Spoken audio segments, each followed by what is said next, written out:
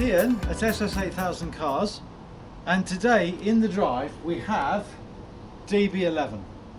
Now, DB11, they say, is the most important car to be produced or introduced by Aston Martin in its entire heritage.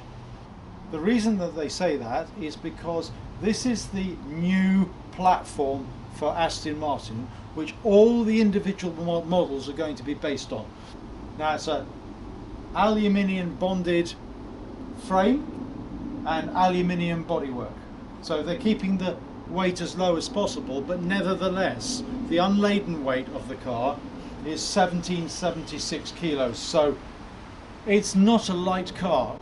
But I think that they've retained the Aston Martin fins at the front of the grille, which I rather like, but an alternative to this is completely black, which I think they call stealth. It's very modern looking from the way that the car is designed to the integration of the lights and the smooth surface across the lights. I really think lends a very modern look to this Aston. So not only is it a modern base and a modern platform for Aston Martin, but it's also extremely modern looking.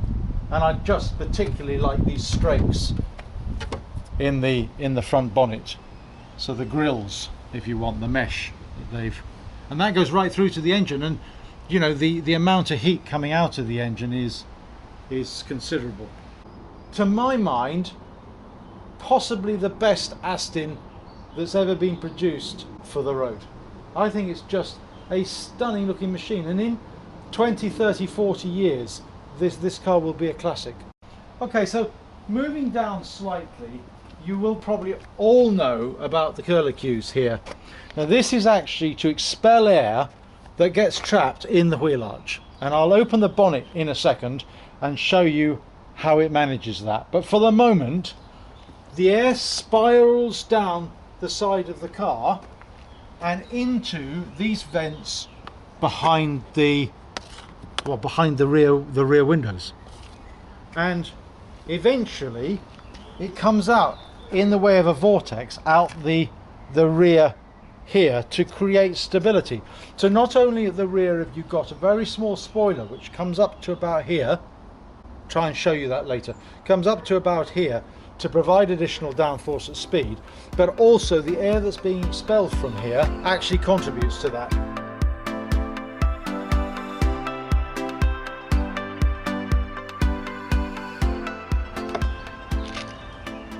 So here, the air that's being channeled behind the windows comes out here into a space in the boot area and then through the back here to provide additional downforce. And if you come back from the car here, it's a super purposeful rear end. And I like the integration of the Aston Martin 177 tail lights as well. I think they look simultaneously really sexy and also modern. They're LED lights, and they really do look like they're not only meant to be there, but it lends a sophistication to the design. So what I'm going to do now is I'm just going to move on to the engine plant, because obviously this is one of the most important things, and as you know, Astons in the past have always been naturally aspirated V12s. One of the problems of a V12 is a V12 sounds fantastic in naturally aspirated form, and as you'll see from the decals on top of the engine cover, this car has a slightly downsized engine from previously, so 6 litres to 5.2, but it is also a twin turbo unit. This engine, I reckon, is every bit as charismatic as the previous naturally aspirated unit.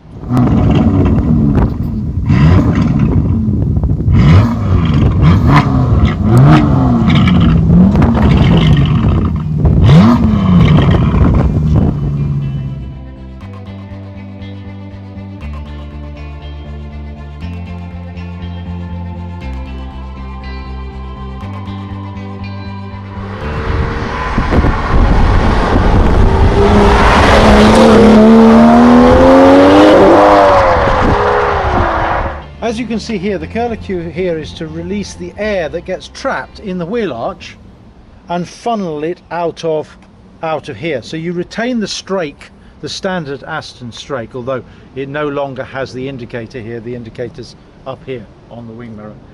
But the downside of that is obviously under a normal roll, the wheel arches are there to make sure the dirt stays around the wheel arch and comes out the bottom. Now I know there has issues as far as distribution of air is concerned and potentially front end lift, but the reason for that is so the car stays reasonably clean. What's actually happening here is you're getting a lot of dirty air being passed through these vents here, through here, and you can see if I do that, look at, because this is a bit difficult to clean unless you're going to open the engine compartment every time, you can see the dirt that's built up on this car. It's a 4,000 mile car. I suspect that probably hasn't been cleaned, and you can see it here, and then you can see it round, look at this, round the edges, the rubber edges, and then actually this is acting as part of the wheel arch, and you can see how the dirt is being thrown up onto there as well.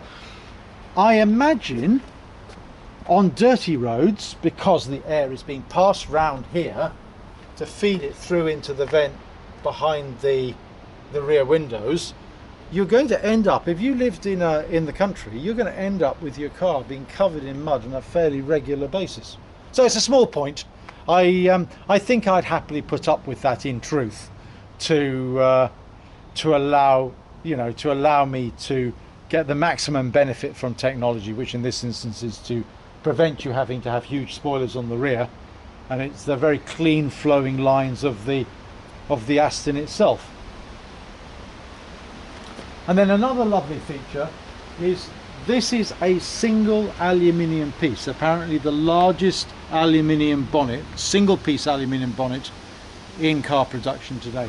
And I don't know whether this is coming across on the film, but it's huge.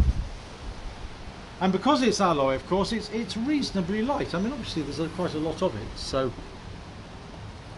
I really think that's stunning.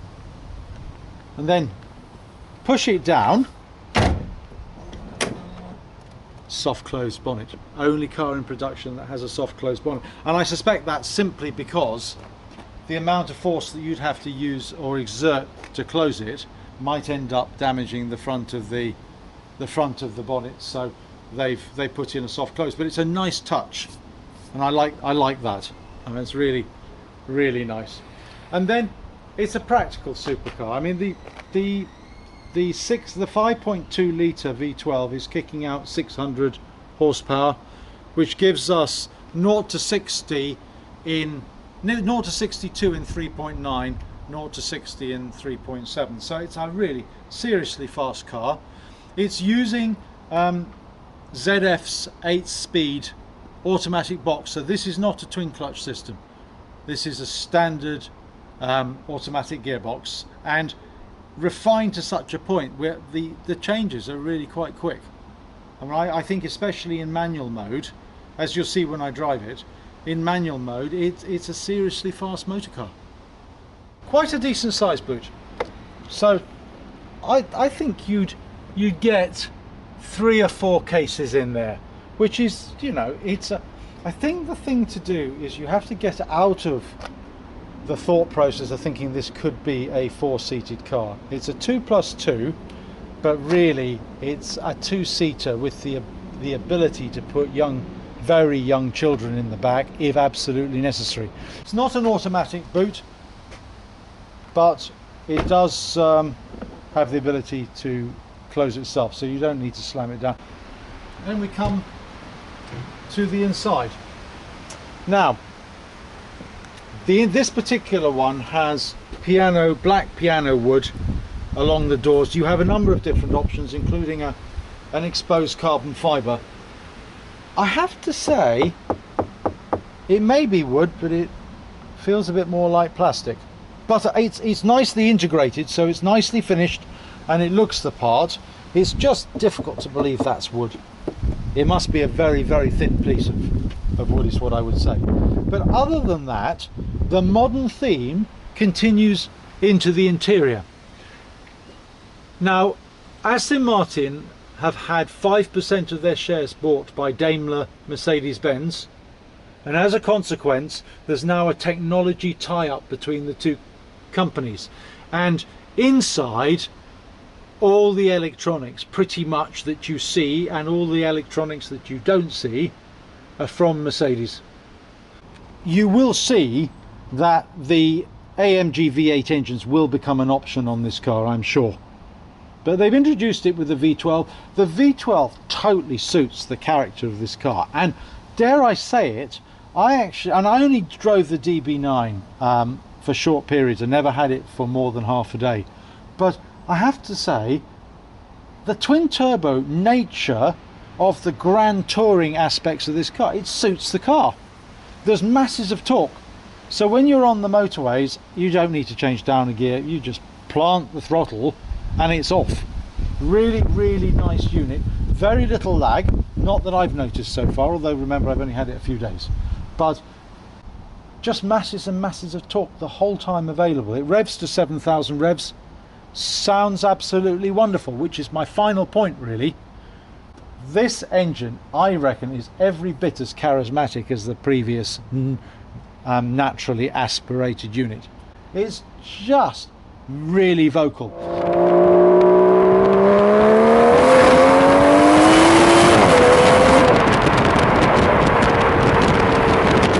It's a very spacious driving environment, and you know, I think on a long tour it probably doesn't get any better than that. Now my opinion is probably the current competitors for the DB11 are obviously the Continental GT, which is getting a little bit long in the tooth, although still a tremendous car, and the McLaren 570 GT. Those would be the two. There are lots of other cars further down the range, like the BMW M6, Mercedes AMG GTS, but they're at a slightly different price bracket to this. I think it would have been quite nice if they provided a glass sunroof for the roof rather than just, it's very well trimmed, nice Alcantara, like the contrast between the grey Alcantara and the black leather. Now, in the DB11's defence, I know one of the options is a higher quality leather with strakes that come up the seats and across the roof, and you can opt for a leather roof as well. I've not actually sat in one of those, and until I do, I can't really comment on whether the perceived quality gives it a sort of lifts the level inside the cabin. The purchase price on this car is £154,000 should you wish to buy it in one go, and by the time you put in things like the Bang & Olufsen system that's in here, 10 speaker system, I think 750 watts or thereabouts, really quite cool. The tweeters come out, so if I press the brake and I press that, you'll see once we settle down, I hope, oh yes, the speaker, the tweeters come out. I think it's rather a cool feature, and the sound of the system is absolutely brilliant, rather like that. And then as you can see, it's actually a good sat-nav system. So I've set it for 1,000 miles to half an inch, and quite clearly that means that we have left the atmosphere. And if I come back to something more sensible, we actually get to a point where the UK has come into range. I rather like that. I think that's quite nice, and it's a pretty modern system. I wouldn't say it was as good as the Panamera that I drove quite recently. I think the Panamera, the technology in the Panamera even surpasses this. So this, for example, doesn't have adaptive cruise, so using the radar systems in the car to actually manage the gap between you and the car in front. It doesn't have lane control assist, so the ability to notify you generally by a vibration through the steering wheel when you're actually sort of wandering out of your lane, especially useful on motorways, although personally I find it a bit of a nuisance, because if you forget to indicate, had it on the Panamera, you forget to indicate, almost like a little electric shock through the steering wheel as you change lanes, which can be quite annoying. Sounds great, you have two options for starting the car. You have that option, which opens the valves, and then you have a quiet option. Valves close immediately, so if you're starting off in the morning at 5 o'clock because you have a meeting somewhere up north, then you choose that option and you don't disturb your neighbours, or maybe even more importantly here, don't disturb the people sleeping inside the house, because in every other way this is a very vocal car. So if I take the camera for a second, we'll have a little look at the front. Now you can see from here I'm in GT mode. Now GT mode is the softest setting, softest engine setting. So by pressing this button here with S for sport, it changes the dash, so you get a different design, rev counter and speedometer design, and it's now gone into sport. But you still only have petrol and water temperature to the left hand side. But if I go into Sport Plus, immediately, I don't know whether you hear that, but the engine note immediately hardens, even an idle, and it's completely manic. And you get oil temperature has come into the equation, and on top of that the dash changed again. But in terms of whether it's right for an Aston, which tended to be, if you remember the DB9 analog dials, all set in aluminium, really thick aluminium, I just think they were nicer. And I just wish that manufacturers could find a way of providing technology in cars without it being truly electronic systems. Then if you come over here, this is where the little mouse system works quite well. So you can speed forward, you can turn off the volume, or you can go back as you'd expect. But if you watch the screen, as soon as I start to play with this, to go into vehicle, I just tap on it like you would on a mouse, and you're into vehicle settings. Now, one of the things I love about this car is 360-degree camera system. Now I know that's offered on a lot of cars today, and the Panamera had it, but I've never actually used it before.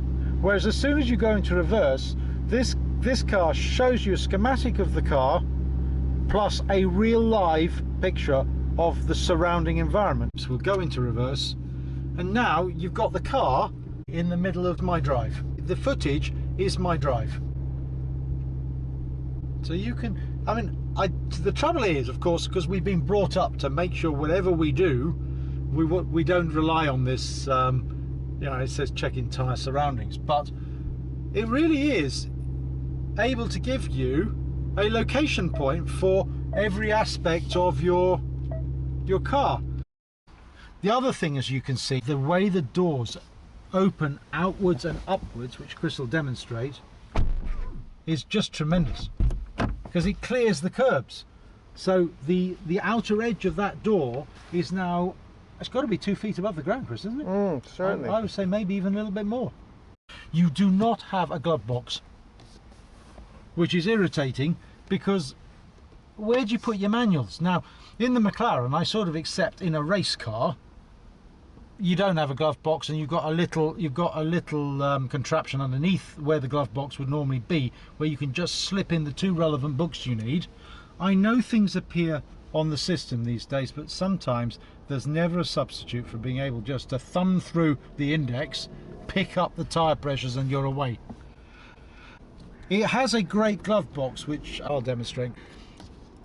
Everybody will try and lift this that doesn't know how it works.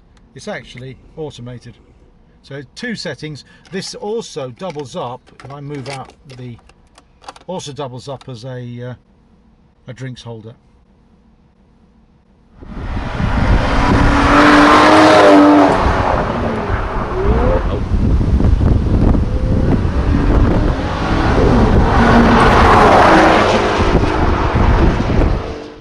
Your stalks on the column are cruise control. This lowers and raises the steering wheel, and this is your indicator. Wipers are on this stalk as well. Sometimes, on a couple of occasions, I've actually hit the cruise rather than hit the indicators. I'm not quite sure why they have 3 stalks on the same side and none on the right hand side of the binnacle. No idea. And then you have your gear selections. This scrolls through your trip computer, which is on the right hand screen, and this is volume for the radio or whatever you're playing. Overall, very well thought through, a hugely successful attempt to make this car modern, completely new platform, which will probably provide the platform for all future Astons for the next 5 or 6 to 10 years. Alright guys, well thanks very much for watching. It's Ian from SS8000 Cars signing off, back with you on the next run.